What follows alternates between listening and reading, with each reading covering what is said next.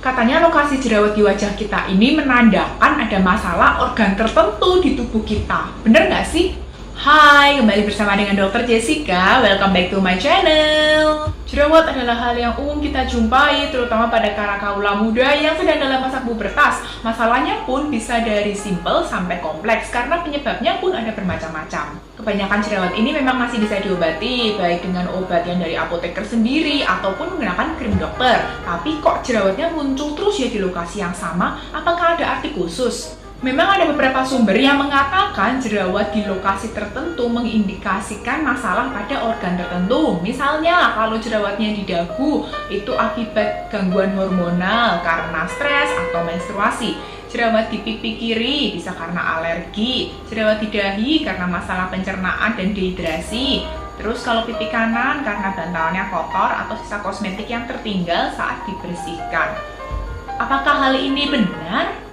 Jerawat itu umumnya tidak disebabkan oleh satu penyebab saja, tapi gabungan dari beberapa proses seperti produksi kelenjar minyaknya atau sebumnya berlebih, tersumbatnya pori-pori wajah, dan radang akibat infeksi bakteri.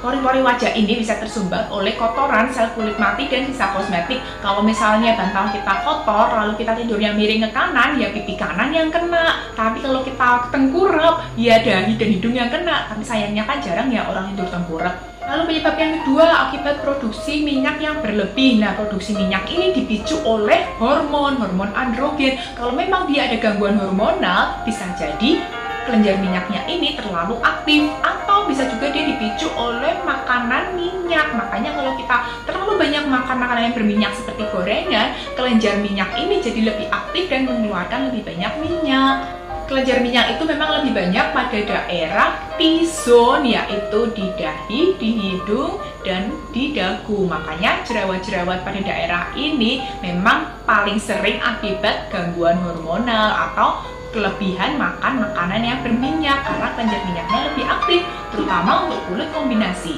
Tapi produksi sebum yang berlebih itu bisa juga akibat dari kulit yang terlalu kering. Kenapa kulitnya kering? Bisa karena dehidrasi, atau dia kurang dikasih pelembab yang cocok, atau justru diberi obat jerawat yang terlalu keras sehingga kulitnya ini sangat kering, dan justru ini memicu produksi minyak yang lebih.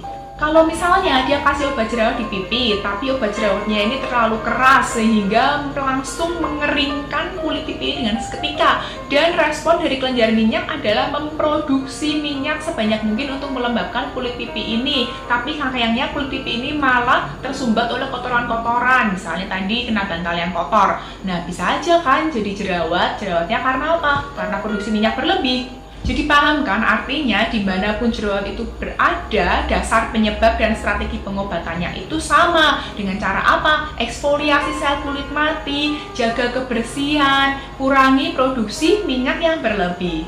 Bisa juga ditambah antibiotik untuk membunuh bakterinya kalau perlu. Terus gimana kalau misalnya jerawatnya ada di punggung? Jerawat punggung ini biasanya dialami oleh pria, atau memang kelenjar sebumnya itu lebih aktif daripada yang ada di wajah. Ada sih genetik seperti itu.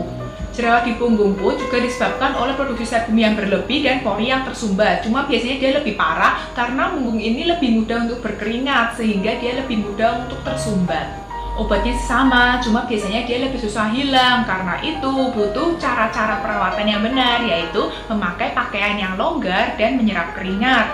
Segera ganti baju kalau misalnya berkeringat banyak, lalu mandi. Dan hati-hati saat membersihkan punggung yang berjerawat agar tidak mengiritasi kulit dan akhirnya melukai jerawat itu. Sekian video dari aku, semoga informasi ini bermanfaat untuk kalian. Jangan lupa klik like, subscribe, share video ini ke teman-teman kalian, dan berbagi pendapatlah dengan